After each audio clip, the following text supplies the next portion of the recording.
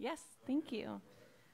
Good morning, Mr. Hearing Examiner. My name is Samantha Loyick. I'm the Associate Planner for City of Kenmore and act as the lead planner for development proposals. With me here today, I have John Forba from Pace Engineers. He's a consultant with the city, and he started off this project for the engineering review. And I also have the City of Kenmore development engineer, Terry Bielenberg, and she also reviewed the project. So they're here to answer questions if needed, if it comes up. For today's hearing, I'll be the primary contact. The PowerPoint that's up is really intended just to facilitate my introduction of the project. There's no new information in the PowerPoint. All of the information provided is taken from either the staff report or an exhibit. So it's not intended to provide any new information, but rather point you to some pertinent information. So the project before you is a Type 3 land use decision. It requires public notification, a 21-day public comment period, and part of that included the SEPA process. So SEPA was included as part of the notice of application, the 21-day comment period. Those were a combined comment period. And then it involves recommendation from the city, which is our staff report and exhibits, SEPA determination by the city, your decision, or sorry, public hearing and your decision, and then appealable to King County Superior Court. And that's just an overview of the Type 3 process that is for this project, because it is more than 9 lots, which is why it is a Type 3.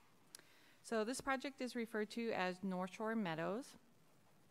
It's located at 19913 75th Avenue Northeast in Kenmore, and it's comprised of 2 parcels under mutual ownership.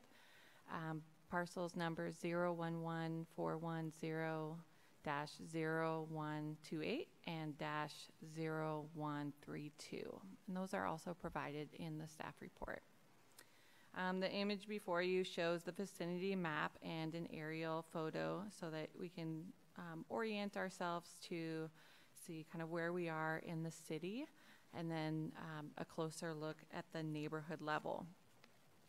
The proposed project is a 12-lot single-family subdivision.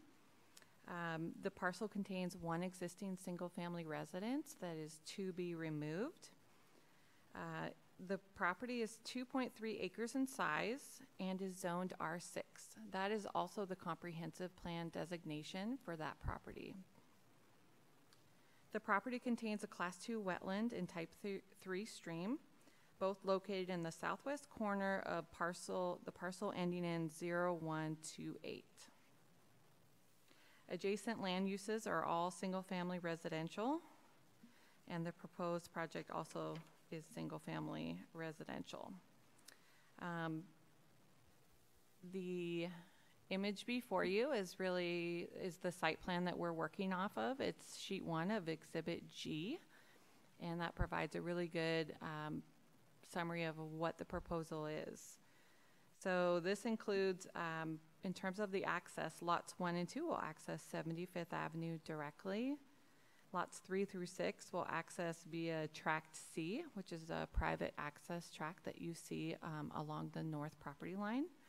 And lots 7 through 12 will access via Tract, first via Northeast 198th Place, and then Tract D. Northeast 198th Street, the northern portion of that cul-de-sac is proposed as public. The southern portion of the cul-de-sac right now is privately owned from the development to the south.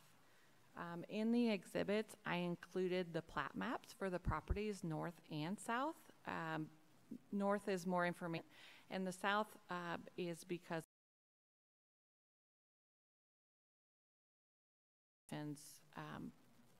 and the idea for that access is that should the owners of the lots located south, should they want that to become a public road, the city would like that to be a public road, and we we are offering them the opportunity through this project to make their road public so that it is all public rather than half and half. Though all of those property owners have been notified via mail of this opportunity. They've received a copy of the staff report, and it's a condition of the staff report, recommended condition, and it outlines a process of how they would be able to do that prior to recording, and that would involve permission from all those property owners to make that public. So the project has a critical areas tracked. So any spaces that are identified as tracked are unbuildable. They're intended for some type of preservation. So tract A is a critical areas protection area, and that includes the stream, the wetland, and the buffer. And there are 2 open space recreation tracts.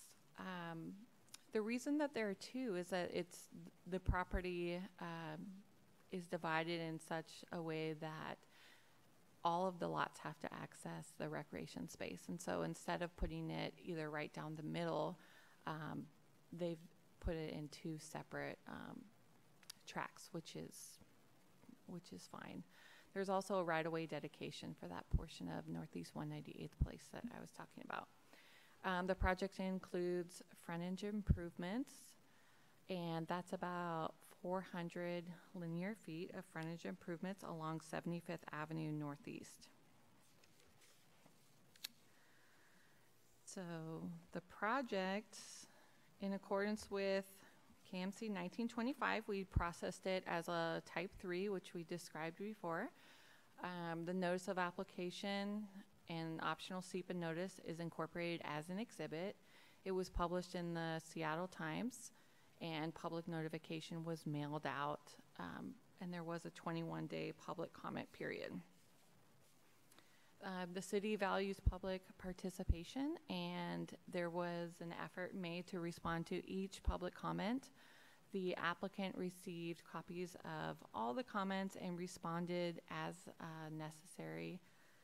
And the comments are summarized in Exhibit E, and that also includes a city response to each of those. The comments that the city received during that notice of application varied. Some were environmental, critical areas, habitat and climate change, loss of dark sky, air pollution. Others were related to access, easements, drainage, construction, noise, demolition, waste disposal, crime, overcrowding, cost of government and infrastructure, and loss of natural landscape views. When all the public comments come in, they're all incorporated into the review and considered and compared with the Kenmore Municipal Code and other applicable codes to see where in the code it speaks to that concern and what the requirement is for the applicant. They're also sent to the applicant so that they can decide if they do want to change anything that's beyond the code, that's beyond what the city would require. And we really encourage open dialogue during that time. And even after that time, we'll follow up with applicants so that they really, or parties of interest, so that they really understand what's going on with the project and what's going to happen in their neighborhood. So these comments were largely addressed through existing code requirements, and we considered all of them as part of the review process. So, we received, so the public comment period was January 5th, 2018 through January 29th, 2018, and so just about a year ago. We received 3 public comments during the notice of application, and then 3 comments that were received after the public comment period. We considered and responded to all of them, although technically it would be 3 that were received during that time frame. But you know, just we continue dialogue even if they're received afterwards. The project milestones are shown in this table, and that's also included in the staff report. So just as kind of looking at the process and what the project has gone through, the pre-application meeting is happened in June of 2017. So that's when the applicant came in to talk about ideas for the project and kind of what they're thinking. And then before they submit, we provide them with feedback on what to expect in terms of code requirements for their project. The applicant followed up with an application in November 2017, and the city determined the application was complete on December 22nd, 2017. And then we started the notice of application and optional SEPA notice process with the 21-day comment period. So January 5th to the 29th, 2018. To the 26th, 2018. And on January 29th, 2018, the city completed the first review and required corrections. The first review is the longest review because we wait for all the public comments to come in, because we don't want to release city comments without considering all of the public comments. So they received the public comments and the city corrections. The applicant resubmitted in July 2018, and the city completed the second review in August 2018 and had a few more corrections. They resubmitted in October, and the city finalized the review, saying that everything was addressed in November. And then we began preparing the staff report, scheduling the hearing. The SEPA determination of non-significance was issued at the same time as the staff report. So that was the 9th of this month, so January 9th. 2019, and the appeal period for the SEPA ended yesterday. The city did not receive an appeal of the SEPA. The project was reviewed by different city staff as well as other staff that are outside, so other agencies. So Brian Hampton is our director and SEPA official, and I'm the planner. So we reviewed it for the planning and environmental. Like I mentioned earlier, Terry Bielenberg and John Forba reviewed it for engineering, which is road standards and drainage, surface water. The Northshore Utility District reviewed it for water and sewer requirements. And it was also routed to the Northshore Fire Department and Kenmore Police Department for life safety and public safety. The Northshore School District prepared a safe walk form for the city to tell us where school-age children would be walking to and from school and the bus stop. So as to go through the reviews that occurred, the staff report goes through in the findings and really describes each of those reviews and the different components of those reviews and which code sections applied as we were going through and reviewing it. The planning review, just as a basic overview without going over every detail of the staff report. Planning, so it's determined that the project is located in R6. It's consistent with the comprehensive plan, and the density complies. So if we do a density calculation of 2.34 acres times 6 dwelling units per acre, that comes out to 14.04 or 14 units, residential units. And so that's the base density. The proposed project proposes 12, so it's below the base density, and it complies with density, and there's not a minimum. So it does comply with what is planned for that area in Kenmore. The city finds that the project complies with the land use code, which is Title 17, and this includes, but is not limited to, the general layout standards.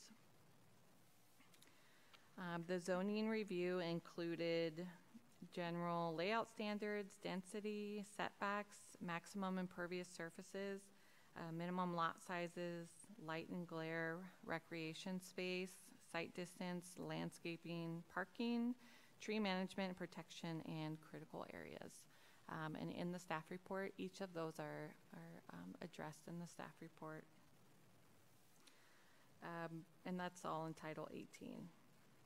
The park's impact fee will apply for each of the lots with the exception of lot number 1. The city recognizes there's an existing house there, and so it will receive, the city recommends it receiving credit for traffic impact, parks, and school impact fees. And the city just typically applies those to lot 1, just as a standard procedure. Yeah. So the next review is surface water, and that was completed by John and Terry. So the city finds that the project complies with KMC 1335, which adopts with amendments the 2016 King County Surface Water Design Manual. The applicant provided preliminary civil plans, a technical information report, which is like a drainage report, and a geotechnical report to demonstrate compliance with drainage requirements. And the city recommends that the project be conditioned to comply with that drainage code and the exhibits that support that, so that when it comes in, it's consistent with the surface water standards.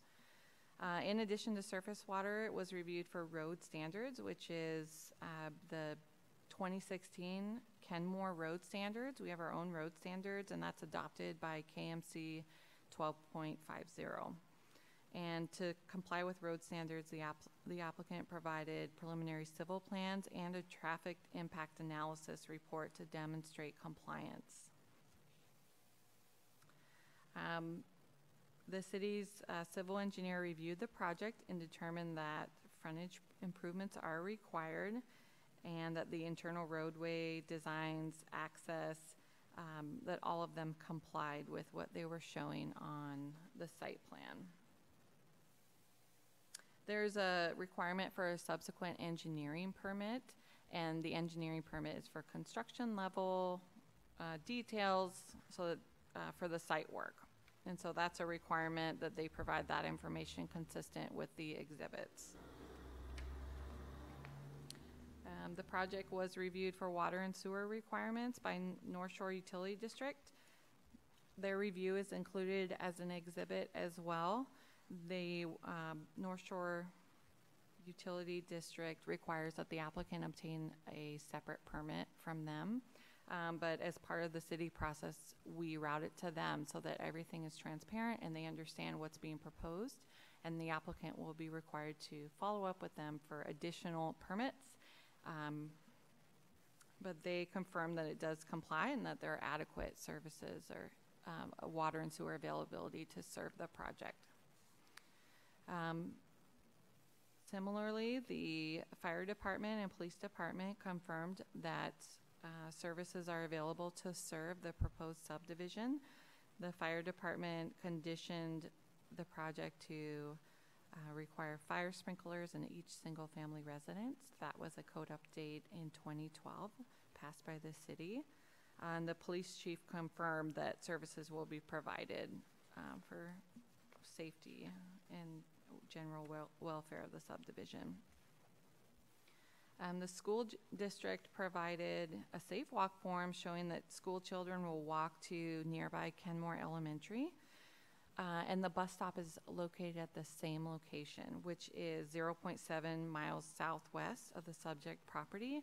And it's about a 13-minute walk as shown on Exhibit S. Based on all of the reviews that has happened and the code requirements, we found that the project has addressed all of the city's code requirements, and that the city recommends that the project be approved subject to the exhibits and conditions described in the staff report. Thank you.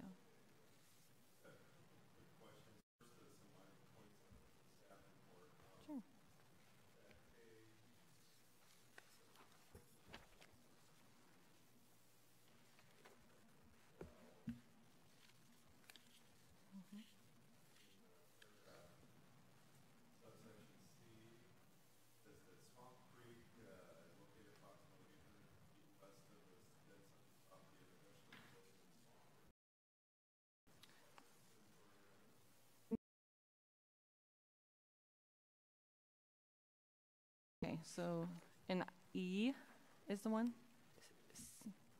C is on page 11. Mm-hmm.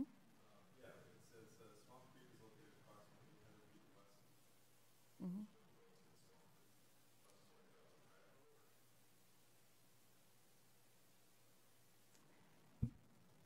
That's what the critical area report shows, is that the type 3 stream will eventually flow into Swamp Creek. Oh, this is not the stream on site is not Swamp Creek. Swamp Creek is located off-site. This is saying that the type 3 that is located on site eventually flows into Swamp Creek. Yeah. It should be, oh, I see what you're saying. Swamp Creek is, yeah, so it's the type 3. It should say Swamp Creek is located approximately 800 feet west, and the type 3 stream eventually flows into it. Sorry for the confusion.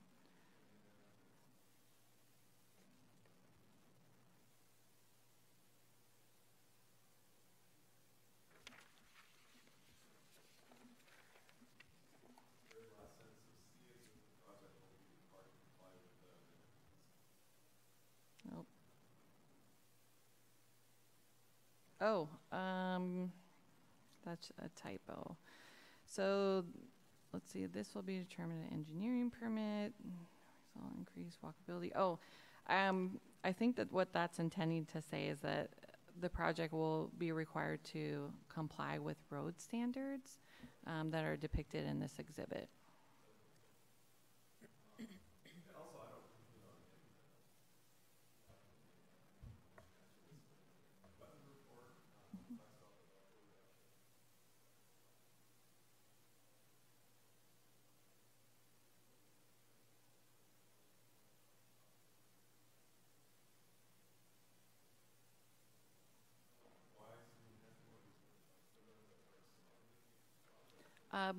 And the applicant can speak to this also, but it's my understanding that that was voluntary, and that what they're proposing now is an additional enhancement in order to achieve the buffer reduction.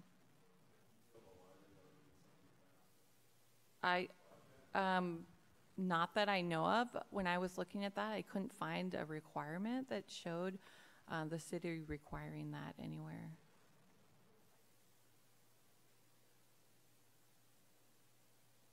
Yeah.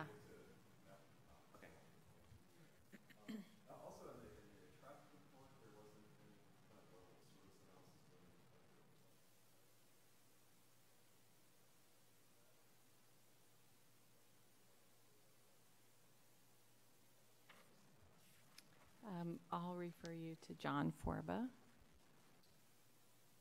I believe it's because we put to, it's with it's a capacity analysis where we bank the normal trips. Maybe Terry can speak to it. We hire a consultant to work with mobility units, so they provide a traffic analysis that is compliant with our mobility units format. It's a banked system. Yeah, we use mobility units to. No, we can end up doing that.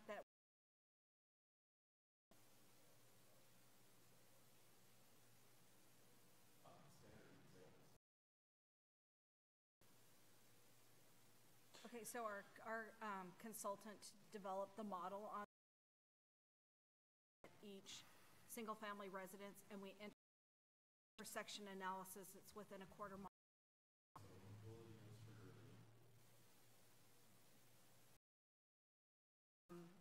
Road, depending on what the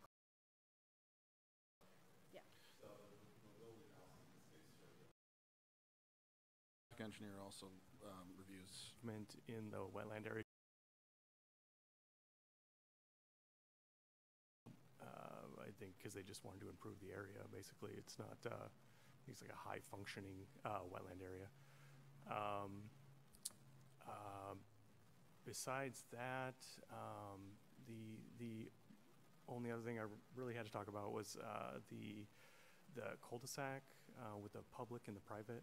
And I'm not 100% sure I'm understanding it. 100% sure I'm understanding it fully, but you know, we're definitely not opposed to the half public, half private situation, and we're not opposed to assisting in creating a fully public cul-de-sac. But we don't want to be conditioned that the cul-de-sac be public in case the owners of that private cul-de-sac are opposed to it. We have no means to force them to do it, and basically we get stuck at that point. You know, it's our opinion that they would be agreeable to it. It seems like a benefit to the owners. And again, we're all for assisting with you know, paperwork or talking to them or whatever we have to do. I don't know.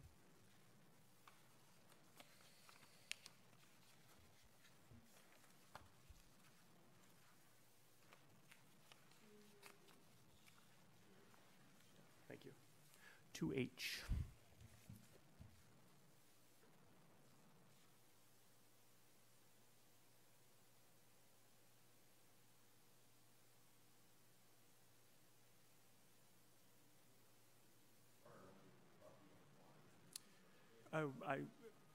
That was again my understanding, but I just want to be clear, and I'm just concerned that it shows up as a condition as to get that out there.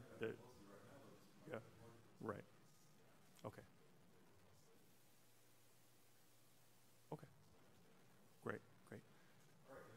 I don't have anything to add, but we have Ms. Cara Vicentainer here, who's our civil engineer from CES Northwest, who's really the primary project manager on the project for us. So, thank you. Morning. I'll touch a little bit on utilities. Samantha covered a bulk of the project. So, as stated prior, the Northshore utility is the jurisdiction for both water and sewer extensions. Part of the site will gain sewer access to the north through Track C, and the remainder will build a new sewer main in 198th up through Track D. Water mains will be extended in both tracks, Track C and D, to serve all of the lots. Stormwater will be mitigated through a combination of low-impact development and traditional stormwater facilities. Those facilities may include lot infiltration in shallow systems for the roof areas, porous pavement where feasible, and traditional detention tanks or vaults, followed by storm filters for water quality treatment. All of the site's stormwater will discharge in its existing location with the goal of no impact to downstream properties or critical areas. Storm facilities will be designed in accordance with city code, stormwater regulations, and ultimately all of those follow Department of Ecology standards. Construction stormwater will also be dealt with in accordance with ecology standards, with pollution prevention plans, and contractors following those regulations with inspections and reporting as required. After construction, the site will be appropriately landscaped in accordance with the code and with buffer enhancement as required. I guess lastly, we expect construction to commence in the summer of 2019 with home building to follow thereafter. That's all I have.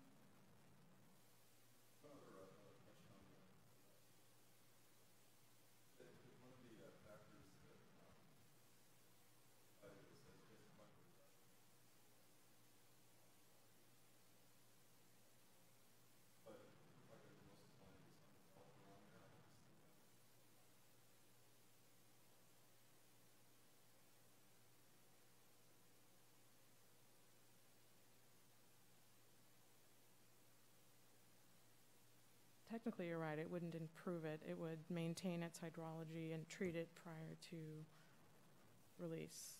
Do you have a code or what section that is in?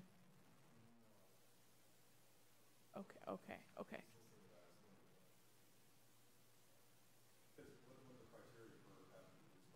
Right.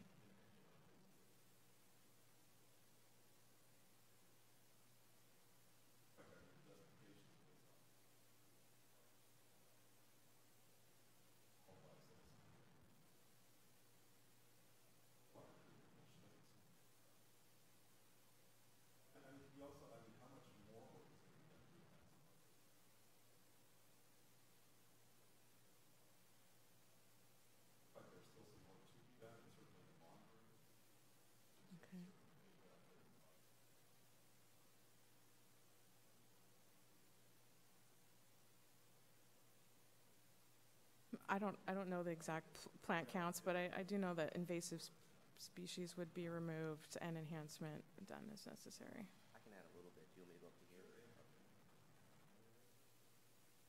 I'm Justin Holland. I'm with Prospect Development, the applicant. So I don't think so.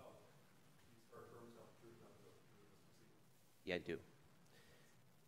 So to answer your question about there, like James had said, it was a voluntary thing. We had kind of contacted them. Basically, they did a small square area that's only a small portion of that entire buffer area.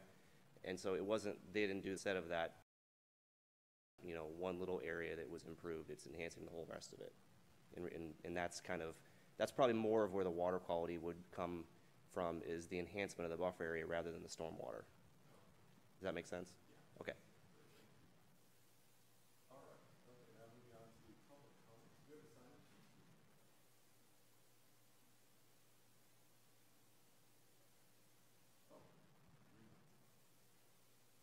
Oh, I guess I thought it was on. A little better? I see. Yeah, I can't see very well. I thought that light was on, actually. All right, okay, let's move on. Anyone from the public want to say anything? This is your one chance. Once the hearing's closed today, that's it. So, Ben, come on up. And have you been sworn in? Okay. You swear firm to tell the truth, nothing but the truth in this proceeding?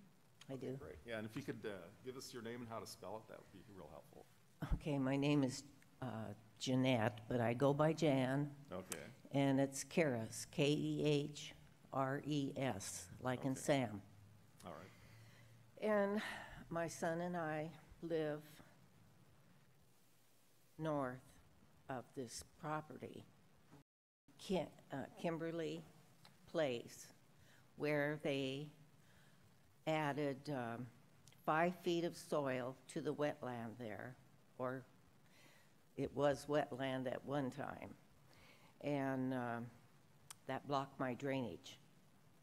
And I want to know if you're going to, how many feet of soil you're going to put on, I guess this is the sensitive area up here, because that blocks all the drainage coming from the north.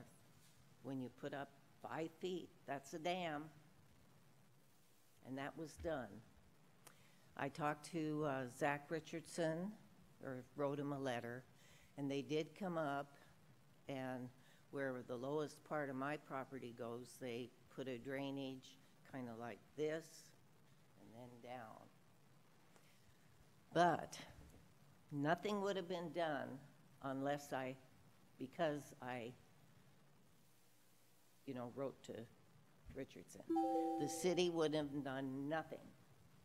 They would have let that go, and I would have had water on my property, because it's just like Grand Coulee Dam. You've got all the lakes behind it. And I don't want my property ruined because the drainage is not going down. So I'm asking, are you going to add soil to the sensitive area? Okay, I'll let the applicants answer that question.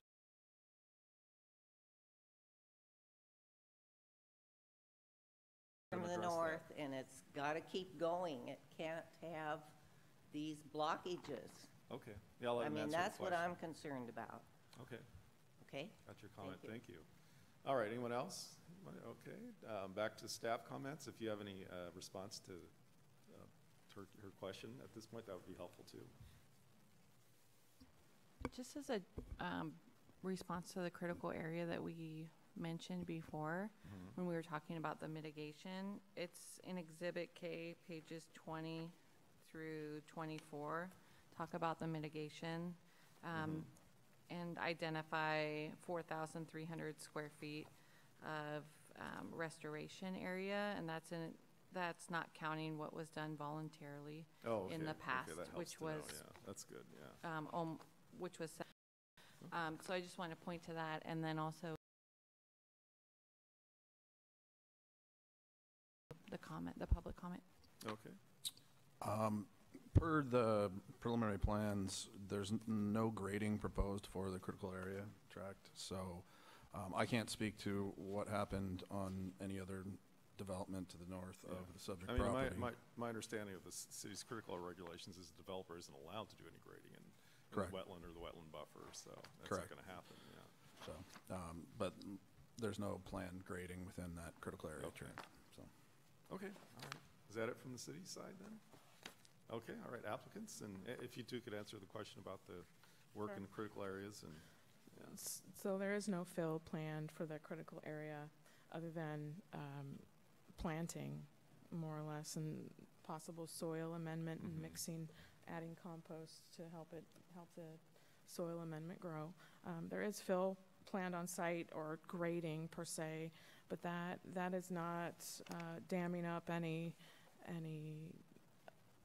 to block the upstream flows to the site. And just to So clarify, of course, none of that fill is going to be within the critical area or its buffer. It's going to be it's going all to be on the outside of it. lots. Yeah.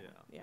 Yes. And what, I mean, just real quick, what kind of stormwater detention flow? I think it'll be traditional detention lot infiltration where feasible. So Okay, all right. And you calculated it all out, so all the water flows from the private roads, that kind of thing, are going to flow into these detention vaults and correct and there's not discharge. there's not going to be any increase in off-site stormwater flows is No. your conclusion. Okay, all right, great. All right, I think that's it. Looks like I'll go ahead and close the hearing, and I mean, the staff report was really good in this case and covered everything that was important, and I always like it when jurisdictions do a detailed response to public comments, and because that's why we have these hearings.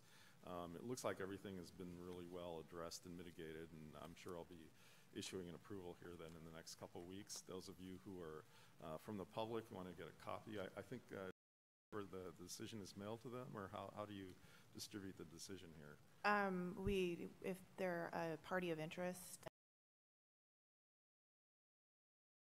I'll make sure that there is, though. Okay, so if you want a decision mailed to you, just ask for whatever it still is, and see you next time. Thanks.